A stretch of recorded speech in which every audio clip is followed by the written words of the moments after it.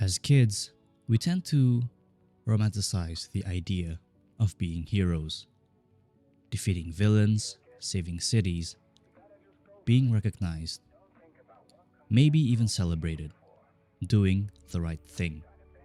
But if we're being completely honest, what really makes heroes appealing isn't the responsibility, it's the power, cool abilities, a life that feels extraordinary. Because once you strip away the fantasy, heroism starts to look far less glamorous. Constant danger, no privacy, and most crucially, having the weight of the city's responsibilities on your shoulders every single day. Teen Titans Trouble in Tokyo confronts this reality head on. Beneath its humor and spectacle, the film explores a sobering idea. Heroism is not only exhausting, but emotionally costly, politically inconvenient, and deeply isolating.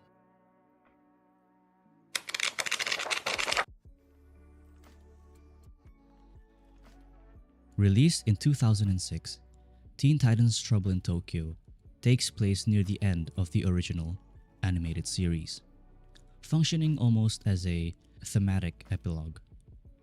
The film begins when Psychotech, a henchman of the legendary criminal Brushogun, attacks Jump City, drawing the Titans across the world to Tokyo.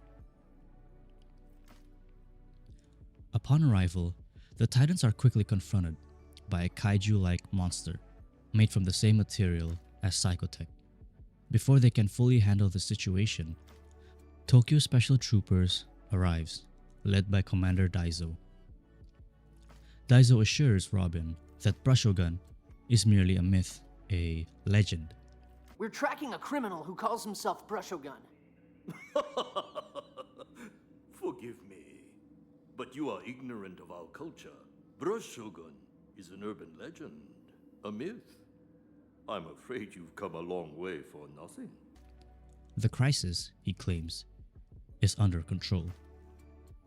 Hearing the news from Daizo, the Titans might as well spend time on tour. Hello? Daiso said he's not real, remember? But as long as we're here, we gotta take the tour. We are in Tokyo, man! We gotta look around, see the town! Yeah, after all, that's what vacations are for. Whatever. Each diverging and seeking their own interests. This moment sets up the film's central tension. What happens when heroes are told they're no longer needed, or when they're no longer of use?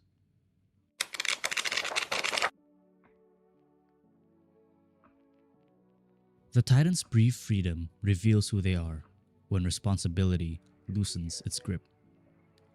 Robin spends time with Starfire, going on boat rides, arcades, and moments of genuine intimacy.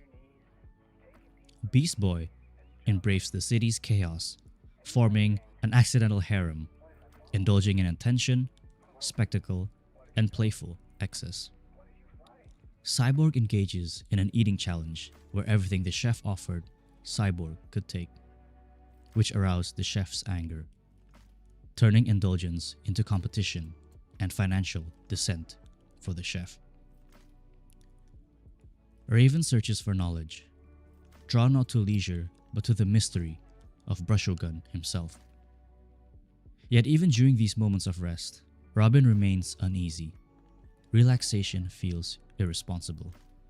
Heroes, in his mind, don't get vacations. We're heroes, Starfire. We don't take vacations, we don't make mistakes, and we don't have time for what? for this.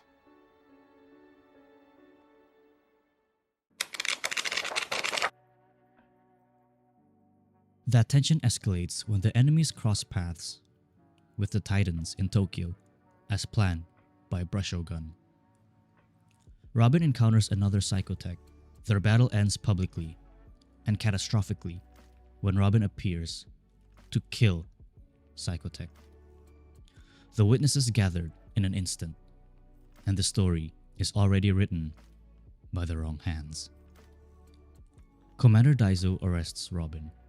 This moment is crucial. Robin has already fallen under a political trap.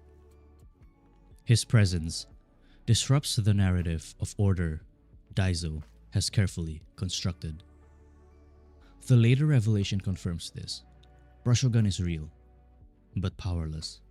Daizo has been extracting his cursed ink, manufacturing criminals in order to justify his authority. He curates and fabricates crime instead of eliminating it. In this system, heroes are useful only when they obey.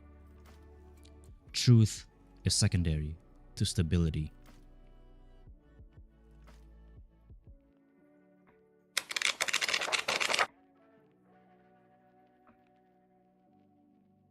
Robin's response to betrayal is telling.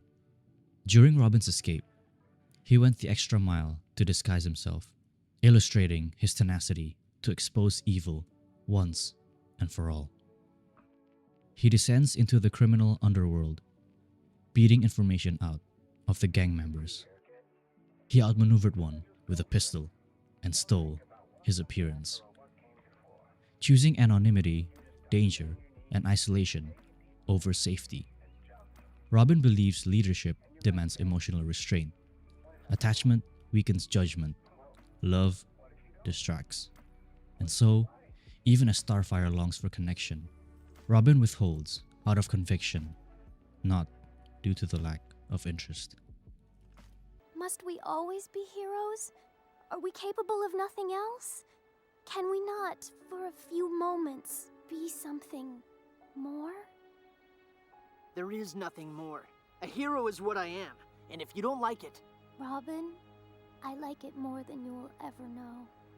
Starfire, meanwhile heartbroken, embodies the cost of his philosophy.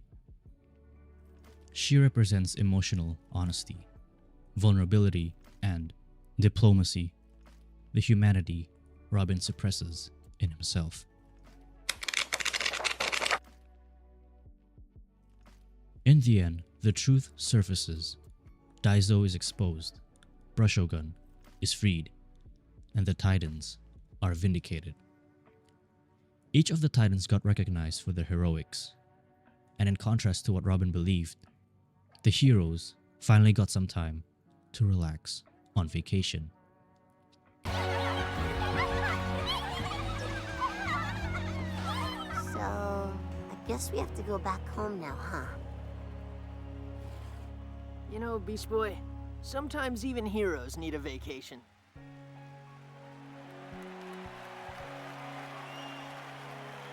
Okay, next time, we're going to Mexico.